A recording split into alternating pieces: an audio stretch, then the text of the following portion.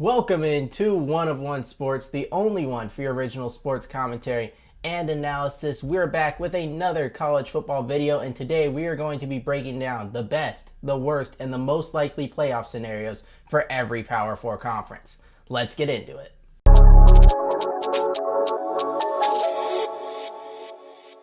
Before we get started, I have to ask you guys to leave a like on the video and subscribe to a channel. We are trying to hit 300 subscribers before the end of college football season, and it is fastly approaching. We're just across 250. I need your guys' help to get to 300, so go ahead and just click subscribe and help me out there. And without further ado, let's begin with the ACC.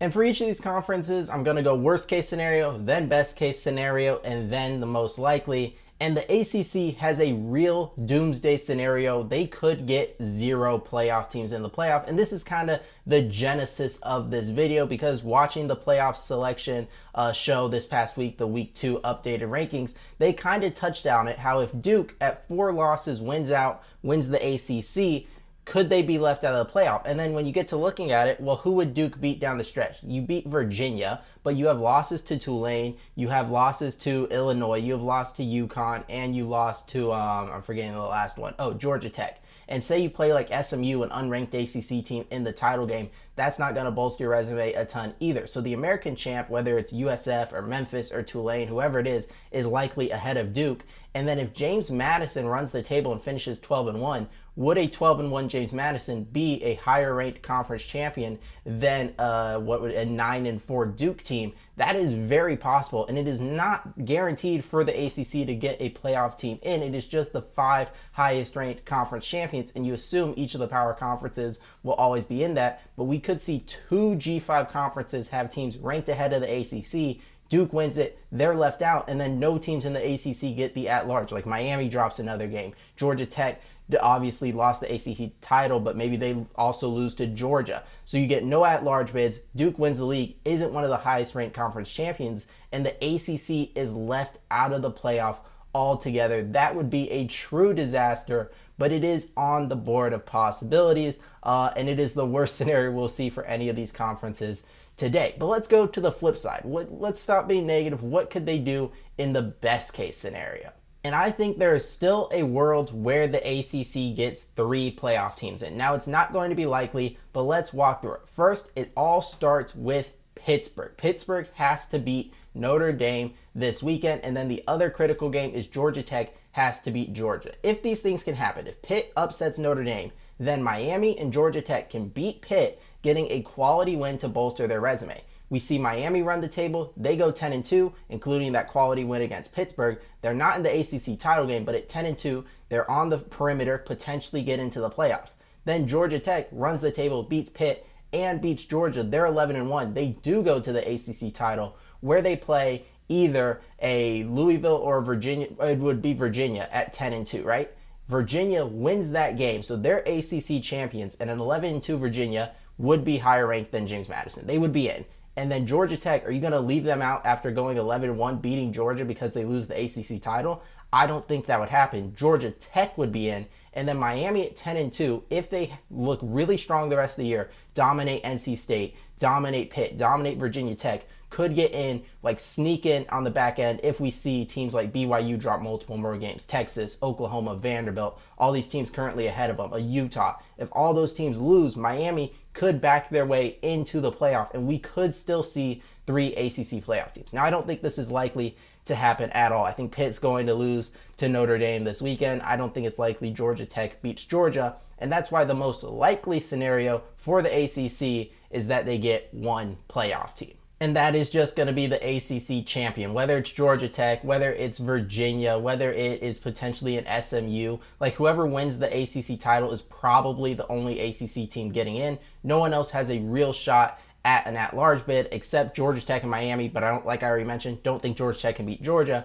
And Miami at this point, I don't think you can trust them enough to say they are likely to win out. They should win out. They have the talent to do that. But even if they do, would the committee let them in? That's up in the air. You mix that with the likelihood of them, potentially choking like we've seen them do last year, like it seems like they did against SMU and Louisville already this year. Like, they lose games they have no business losing, so I can't include Miami winning out as the most likely of scenarios. And that's why the ACC at this point in the season, it looks like a one bid league, and it's probably, if I had to pick, I would say Georgia Tech is the most likely team to get that spot and win the ACC title. But yeah, obviously Pitt, Virginia, SMU, Louisville, Duke even are still in the mix for this one. And with that being said, let's move on to the Big 12.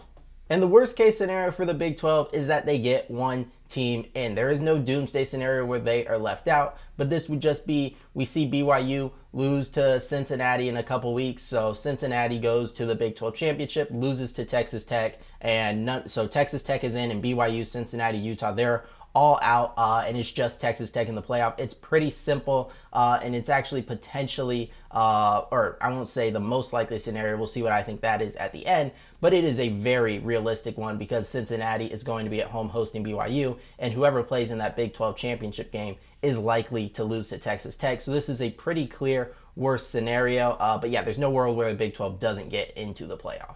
The best case, just like the ACC, is going to be 3 teams. And how does this happen? Well, it's Texas Tech, BYU. You can see the path for them clearly to get in. So BYU wins out the rest of the way. Texas Tech wins out the rest of the way. And then one of them, loses the Big 12 championship game. And you have 2 losses. Either BYU has 2 losses, both to Texas Tech. Texas Tech has 2 losses, but one with the backup quarterback, one in a conference championship game. And if that game can be competitive, you would assume both those teams are in. And then there's still a world where if Utah wins out, they beat Baylor, Kansas State down the stretch and dominate, like look super impressive. Could they be in over, Texas if Texas is 9-3, Oklahoma 9-3, Vanderbilt 9-3. Who else is ahead of? Like Oregon could drop. Notre Dame, if they lose to Pitt, could drop another. Miami doesn't ascend, right? We could see this world where Utah just looks really strong down the stretch. The committee's already given them a bunch of respect. They're already 13, like right there on the outside. There is definitely a world where they went out, teams ahead of them falter, and they could sneak in. And that's where we get a Texas Tech, a BYU, and a Utah all in the college football playoff. Not the most likely scenario, but definitely the best case scenario. There is no way they get 4 teams. It is just these 3 teams. You could potentially see Cincinnati winning the conference and being one of the 3 teams that gets in, like a scenario where it's Cincinnati, Texas Tech, and then maybe Utah still gets in. But there's no world where all 4 of those teams can be in the college football playoff. 3 is the best case. And then most likely, I was between 1 and 2. I am going to go with 2 teams. I think BYU, the way they've been playing, I think they are likely to beat Cincinnati, to beat TCU, and to be a 1-loss team heading into the Big 12 championship. Can play that game a little more competitive, and I think hold on, even if they lose that game, to one of the last spots in the playoff. Texas Tech, I'm kind of just locking in at this point. They look so good, and I have no doubt they would win the Big 12 championship game because that's going to be at a neutral site, and they're just better than every other team in the Big 12. If you ask me, I think Utah is not likely to get in just because they need so much help from the teams ahead of them that it's likely they're just on the outside, and they could even lose like their last Kansas State, Baylor. It's not the hardest schedule you could have left, but it's certainly tricky. You could see them tripping up. And Cincinnati, I don't think is good enough to beat the top teams in the Big 12 this year. I thought they looked, pretty bad against Utah when they were crushed like 45-14. So I think BYU and Texas Tech right now, if I had to pick, I would say they're likely to be in the college football playoff. So I will give the Big 12 2 spots. Next up, the Big 10. And this one is, I think, maybe the most interesting one. We'll see. The SEC is pretty interesting too, but their worst case, I think it's 2 teams. I think there is a world where Ohio State and Indiana, who I'm locking in, are the only teams that get in here. And it's pretty simple. Ohio State wins out. Indiana wins out. And then Oregon, we see Oregon just implode down the stretch. That's what it would take. An Oregon loss to USC and an Oregon loss to Washington. So now Oregon's 9-3. They probably would not get in. And then USC, you would need them to lose to maybe Iowa this week or UCLA at the end of the year. So they're also 9-3, also left out of the playoff. Now, either of those teams could potentially still be in. Like, it's not out of the realm of possibilities that a 3-loss Big 10 team makes the playoff. But in all likelihood, if you have Oregon 9-3 and USC 9-3 and Michigan sitting at 9-3 because they lost to Ohio State, probably none of those teams would be in, and it would just be Ohio State, Indiana, maybe as the top 2 spots in the playoffs. Certainly, both having buys, 1 and 3 probably was what you would assume with the SEC champ being in between. But yeah, worst case, it's just Ohio State, Indiana, and that would require Oregon kind of just faltering completely here at the end of the season. Best case, though, at first I thought it was going to be 4 teams. I thought that was going to be the ceiling for the Big Ten. But when I looked into it, I do see a world where we get 5 teams. And I'll walk through both scenarios just because the 5 is really a reach, and I'll do that after the 4 team. So the 4 team is pretty simple. Ohio State loses to Michigan. So Michigan 10-2, Ohio State 11-1, but Ohio State's still going to be in, right? Indiana runs the table. They're still going to be in. And then Oregon runs the table, or USC runs the table. Either of those scenarios, right? So let's do Oregon just because it's easier. So you have 11-1 Oregon, 11-1 Ohio State, undefeated Indiana, 10-2 Michigan with a win over Ohio State, and they would probably be in the Big Ten championship. I think that's how the tiebreakers would work. Maybe Oregon would go to play Indiana, but either way, all 4 of those teams you would think are in the college football playoffs. So really what you need here is just all favorites to win out except Michigan upsets Ohio State, and then the Big Ten probably gets 4 teams in the playoff. Now, how do they get 5 teams? Because you still need the Michigan win over Ohio State. You still need Indiana win out, all that. But if we get Oregon losing to USC but beating Minnesota and Washington, and we have a 10-2 Oregon, 10-2 USC, 10-2 Michigan, could all those teams make the playoff? I think the answer is clearly yes. Now, you need some help. Like, you probably need Notre Dame not to be in, so you need them to get a loss. You need some of these SEC schools to drop. Like, you need Vanderbilt to not beat Tennessee, probably. You need Texas to not get either of these wins over Texas A&M or Georgia. You need Oklahoma not to beat Alabama. You need Miami not to be in the mix potentially. You probably need the Big 12 to be a one-bid league. There's a lot of help you need for Oregon if they lose to USC, because that would hurt their resume, and Washington at this point is not going to be looked at as a great win. So you'd be looking at a resume where the best wins are Iowa and Washington, because I don't know how much respect the committee is giving to that Penn State win early in the season. Like, I think that's still one of the better wins in college football. I'm not sure the committee feels that way, so they may look at Oregon not having the best wins, 10-2, not looking great down the stretch, could be left out. They would need help, but if this scenario plays out, you could see it, right? 10-2 Oregon, that's very reasonable that they could still be in. Maybe they're the last team in as that 11 seed ranked above the G5 champ. That's how you get 5 teams in: Ohio State, Michigan, Indiana, Oregon, and USC. Most likely scenario, though, I think is just 3 teams. So obviously it's Indiana, obviously it's Ohio State, and I think Oregon is likely going to be in the college football playoff as well. I really like this Oregon Ducks team. I think the way they run the ball, the way they play pass defense, I think they would be and they're at home, huge favorite over USC. Not like point spread wise, but I would be pretty surprised to see them lose that game. And then if you beat USC, you definitely should beat Minnesota. Even if you lose Washington, I think you're still in, and I think they should beat Washington as well. The problem here is Michigan. I was tempted to go 4 because they've beaten Ohio State 4 years in a row. Like, I could definitely see them doing it again. I may pick them to do it again when the time comes. But if we're talking most likely scenario, who's going to be favored in that game, who's more likely to win, you do have to say the way Ohio State has looked this year, with how dominant that defense has been, with Michigan's offensive struggles, you would have to say Ohio State is more likely to win that game than Michigan. If Michigan loses that game, obviously they're not in the playoff. USC loses to Oregon, they're not in the playoff. So we're likely getting Ohio State, Indiana, and Oregon. That's the most likely scenario. Don't know it's the one I pick because I'm thinking I might pick Michigan to upset Ohio State at the end of the season. We will see. I'll have to break it down when the times come, but I'm definitely considering it at the moment.